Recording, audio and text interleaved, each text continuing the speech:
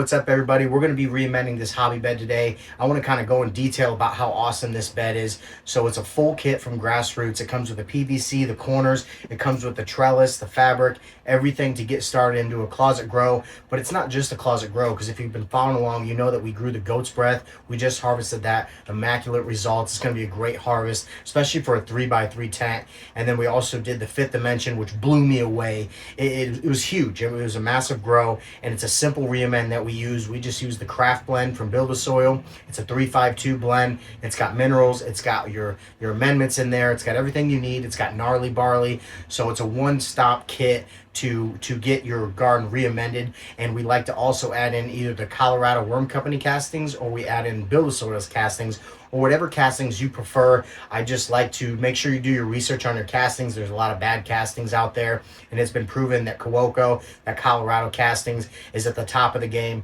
It's almost so much that they proved it. It was like 52 bags to 1 with the biology and the castings, the powerfulness of those castings. So that's why I always recommend those. We're actually only running the Build a Soil castings today, though.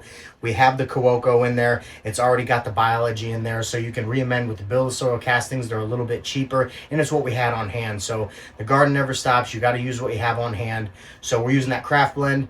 We're using the Kawoko, or the Build a Soil castings, and then we're using the Build a Flower compost. So those are the only 3 things we're going to use to re-amend this. Now, I do recommend, if you're first starting this bed, to get some root wise. It's a microbe complete. It's got the biological soil inoculant in there. It's very diverse with your microbes. It's just an extra punch to get the garden going. And we may water that in once a grow, but right now this bed is looking really good. We've had amazing success. Very little deficiencies, if none, with this re-amend. So before I get into the re-amend, I just want to kind of talk about this bed here. It's a 19 by 19 by 18 Grassroots fabric pot. Like I said, it comes with everything in here. This trellis, you can cut it to fit too. The screws do not come in there, but all we did was mark 2.5-inch screws. I think we actually did 2-inch screws here, and we'll string this along, and we'll use that for a scrog string. But if you don't want to use this, you don't have to. Just put that to the side, and you still got this amazing bed. And it can fit in a 2x2 tent, which is really cool. So even if you have a smaller tent, you want to get in the living soil, this would be the absolute perfect way to get into it. Code Cantaloupe will save you all at Grassroots and Build a Soil to get you in the door, save you a little bit of money. But like I said, it's a real simple re-amend. So we have our craft blend here.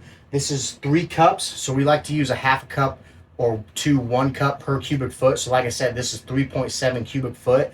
So we have 3 cups in here. So it's a little more than the 1/2 cup per cubic foot, but it's not as much as the 1 cup per cubic foot. And organics is very forgiving. And that's why I love growing this style, because you can always add more later. It's better to add little and go and see how your grow is going to do, and add more as you go on. But we're even overdoing it with this 3 cups, I believe, because this is very, very biological active. It's got a bunch of microbes. It's got the worms in there. And like I said, we've had no deficiencies. Before we do that, though, we're going to move our straw. This is just some organic straw. We use it to protect the soil. They always say that there's no bare soils in nature, which I firmly believe. It's, if you're going to grow organic, if you're going to grow the living soil way, I think mulch or a cover crop is going to be very good, very beneficial to you, to keep that soil moist, keep that rhizosphere, those top inches, or a few, small micro millimeters, I believe, around the root zones. So what we're going to do is just move our mulch out of the way, get down to that bare dirt. We have our EcoWit in here. That's our soil moisture sensor. It reads back to our phone, tells us what we water at. Usually about 33 to 35%, I will start watering. We used to do 30%, but I felt like we were getting a little bit more dry pockets in the soil. So we bumped that up, and I think the results have been speaking for themselves. We haven't had very many dry tips, and the soil, when I move it around and get down in here, it's very moist. So EcoWit's very cheap, good sensor to get in there. They have other ways to test your soil moisture, but I really like that one. We also had the GGS Smart System from Spider Farmer. So we actually had a VWC meter that was telling me my volumetric water in the soil. So those are all extras. You don't absolutely need those, especially in this small pot. If you just stick to that 5 to 10% by soil volume when you're watering, you're going to stick and you're going to be great. So what we did is we cut our stalk off here as low as you can. That's that no-till way. You can pull it out if you want to, but the idea is to keep everything underneath the soil alone, the fungal webs, the bacteria, the all the microbes, the worms. You want to just kind of leave them alone and let them do their work and create their environment below that makes this soil so magical and so powerful. So I'll quit rambling on here. So we got our 3 cups here. We're just going to sprinkle this in on there. Wiggle that in just a few inches. You don't need to get crazy in here. Really, you only need to re-amend the top 6 inches of your soil when it comes to indoor growing or even outdoor growing. But we went a little extra with that 3 cups because we are growing monster plants in here. When you're growing living soil, it's a good idea to go a little extra with your amendments and your castings and stuff. If you're going to grow your plant bigger than your pot, it's just going to be easier for beneficial health in the soil and for watering practices. But if you are going to grow monsters like we have in here, just do a little bit extra with your re-amend. Don't go too crazy. Like I said, you can always top dress and flower if you feel appropriate. You're just going to have to learn how the hobby bed grows. It's all about genetics as well. Some genetics are going to want more water, less water. Some are going to want more food. So you're just going to have to play around with it. But I've really been impressed by the results on this hobby bed. I did not imagine that we were going to get this size plants out of here in just a little less than 30 gallons. Like I said, it's 28 gallons. So we got that wiggled in there. So now we got our castings here, and we don't even measure these. We like to do 1 inch to 2 inch layer of across the whole bed. So we'll just dump this in here, kind of eyeball it like that. That's what my favorite part about organics is you really don't have to measure anything. We could have taken our hand and just pulled out a couple handfuls of craft blend, because I think a handful is about a cup roughly. So you don't even need measuring cups. So we'll wiggle that around there. We're not really wiggling it in. I mean, maybe just a little bit, but you're really just covering the soil with it. It'll break down over time. Oh yeah, that's perfect here. And then we got our compost, that a little extra punch, a little more diversity into the soil. Same thing, 1 to 2 inch layer across the soil. This will have some chunks in it, so you can break up the chunks. You don't have to, but you see a chunk like that, kind of break it up. Go in here, break up the big clumps, and then just work it towards the edges. You can wiggle it in a little bit if you really want to. That's why I like the mulch, because we're trying to, like I said, least disturbance as possible. So you get in here and start wiggling around. You may kill worms. You may be messing around with fungal webs and bacteria, but I don't think it's the end of the world. We're home growers. We're not trying to be perfect. I just want to set you guys up for good success and kind of learn as you go as far as your re-amend, and then play around and make it your own style. So now we just throw our mulch back on top.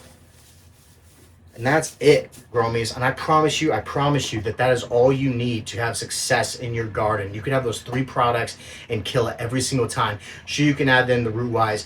You could go with the ferments, and we do add those in occasionally, but we've been so busy and we have so many tents now that it really is just throw those 3 products in, water it in, and let it go. So this has been pretty much a water only bed that we've been running with that simple re-amend, the 1/2 cup to 1 cup per cubic foot of the craft blend, and the 1 to 2 inch layer of your castings and your compost. So we'll wiggle this in. We don't have any we do have genetics planned, but we don't know exactly what we're going to run in here. We're kind of taking a break. We want to get all the tents even and on the same cycle. We just had a little bit of issues with keeping up with everything and trying to worry about light leaks and temperatures and humidities when you have some in veg and some in late flower. You know, you want that high humidity in veg, and in flower you want that lower humidity. So it's kind of hard to balance that even in this tent or in the basement. So we're going to get everything back on cycle so everything's growing at the same time. All of them will be at veg at one time. All of them will be at flower.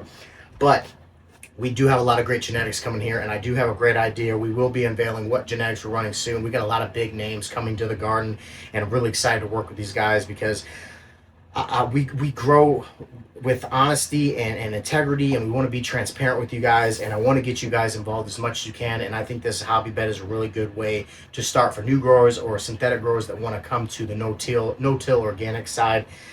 Really, really fun. You're getting your hands dirty. You're messing around with the mulch. I mean, it feels like you're actually gardening. So I think what we'll do is here, we're going to clean out the 3x3 tent. We just use EM5. We don't use any bleaches or anything like that. We try to keep everything as organic and natural as possible. You by no means need to go that route when you're cleaning your tent. I'm more critical about soil, keeping everything natural. But if you can keep it all organic, you know, use different types of essential oils and stuff like that to clean. The EM5, like I said, is a really good one to use, and there's vinegar. There's a lot of good ways to clean your tent. But we'll clean that tent up. We're going to use our bud trainer cups like we always do. We'll plant our seedling in here, or our seed.